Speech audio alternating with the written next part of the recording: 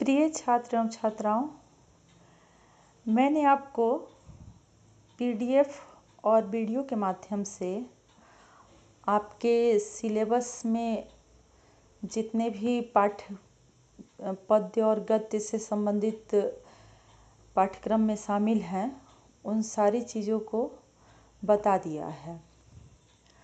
आप लोगों ने देखा भी होगा। ये क्लास आप लोग जानते हैं उपशास्त्री द्वितीय खंड यानी इंटरमीडिएट सेकेंड ईयर के लिए है। कोर्स पूरा हो जाने के बाद अभी मैं आपको कुछ क्वेश्चंस बताना चाहती हूँ। ये क्वेश्चंस आप लोग तैयार कर लीजिए और इन केस कोई चैप्टर अगर छूट गया हो तो आप लोग मुझे व्हाट्सएप कर सकते हैं, मैं उसको फिर से एक्सप्लेन कर दूँगी।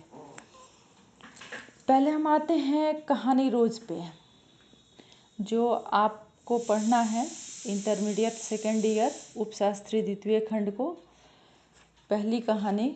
तो इससे संबंधित जो प्रश्न पूछे जा सकते हैं संभावित, उसमें से पहला प्रश्न तो ये हो सकता है कि लेखक का परिचय दीजिए, या रोज कहानी के लेखक कौन हैं, अपने शब्दों में उनके बारे में बताइए, या उनकी कुछ रचनाओं, कौन कौन सी रचनाएं उन्होंने की हैं। एक प्रश्न ये आ सकता है।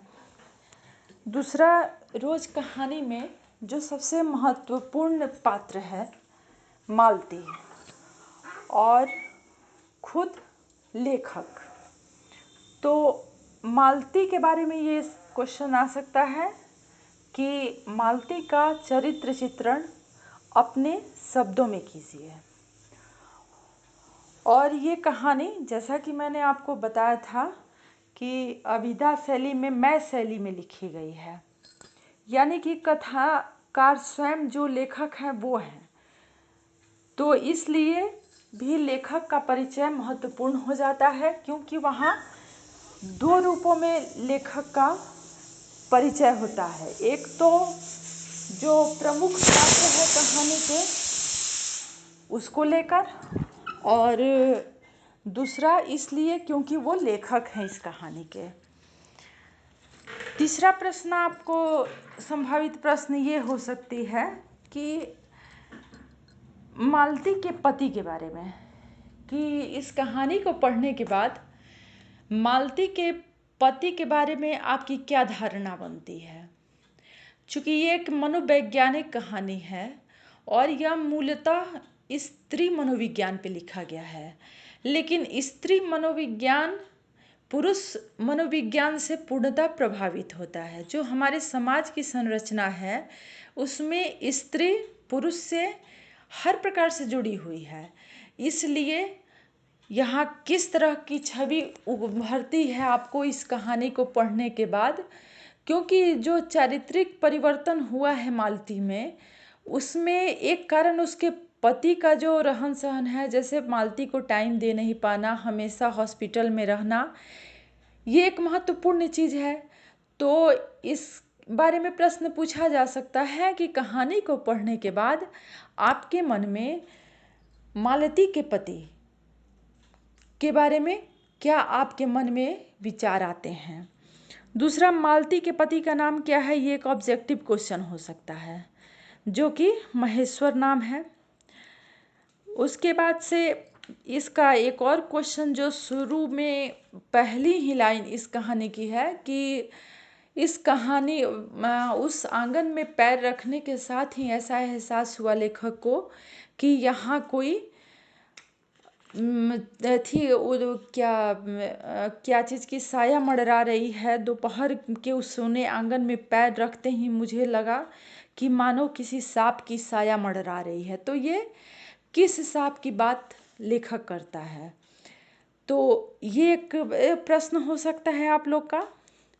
उसके बाद से इसमें एक चीज़ और आप लोग देखेंगे ध्यान से कि बार बार घंटे की सुई को दिखाया जाता है कि घड़ी की सुई बजी और 4 बज गए। मालती के मुँह से अनायास से निकलता है, जैसे ही फिर घंटा बजता है 8 बज गए।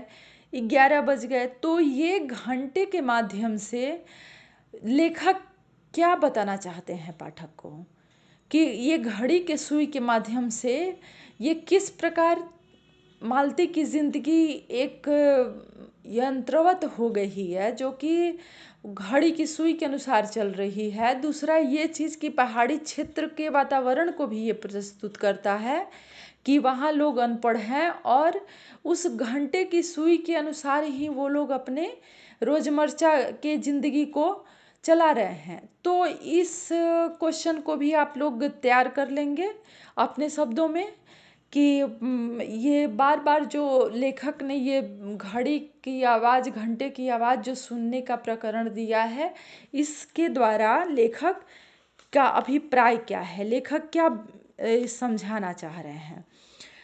उसके बाद ये कहानी, ये कि इस कहानी का पहला नाम क्या था। तो इस कहानी का मैं बता भी चुकी हूँ वीडियो में भी और PDF में भी, कि गैंग्रीन था। तो गैंग्रीन के बारे में कुछ क्वेश्चन आ सकते हैं कि गैंग्रीन क्या है, या इस कहानी का प्रथम नाम जो रखा गया गैंग्रीन, वो क्यों रखा गया। तो इसका भी एक्सप्लेनेशन दिया था कि ये एक पहाड़ी किस्म की बीमारी है, जो कि पहाड़ी कांटे के चुभ जाने के कारण होती है, और चूंकि वो लोग शिक्षित नहीं है इसलिए समय पे इलाज नहीं करा पाते हैं, तो वो बीमारी बढ़ के एक भयंकर रूप धारण कर लेती है, जिससे उस अंग को ही काटना पड़ जाता है, या कभी कभी उससे भी ज़्यादा उस आदमी को अपनी जान तक गंवानी पड़ जाती है। तो ये सारे जो हैं, इसके बाद से ऑब्जेक्टिव क्वेश्चन में जो क्वेश्चन आ सकते हैं उसमें है कि रोज कहानी के लेखक कौन है, आगे की कहानी गैंग्रीन जो है वो थी बाद में किस नाम से प्रचारित हुई, रोज कहानी की नायिका कौन है, ये कहानी किस शैली में लिखी गई है, आगे जो इस कहानी के लेखक हैं उनका जन्म वर्ष क्या है, आगे किस तरह के लेखक हैं। तो ये मैंने बताया था कि ये मनोवैज्ञानिक लेखक हैं। तो इस प्रकार के क्वेश्चंस आप लोग को तैयार कर लेना होगा। तो आज मैंने आपको रोज कहानी से संबंधित क्वेश्चन के बारे में बताया। इसी तरह से मैं आपको जैसे सारे पाठ्यक्रम गद्य और पद्य खंड को तैयार कराया है वीडियो और PDF के माध्यम से, उसी प्रकार मैं आपको एक एक करके, एक एक चैप्टर करके सारे संभावित प्रश्नों को बताती जाऊंगी हर एक वीडियो के माध्यम से।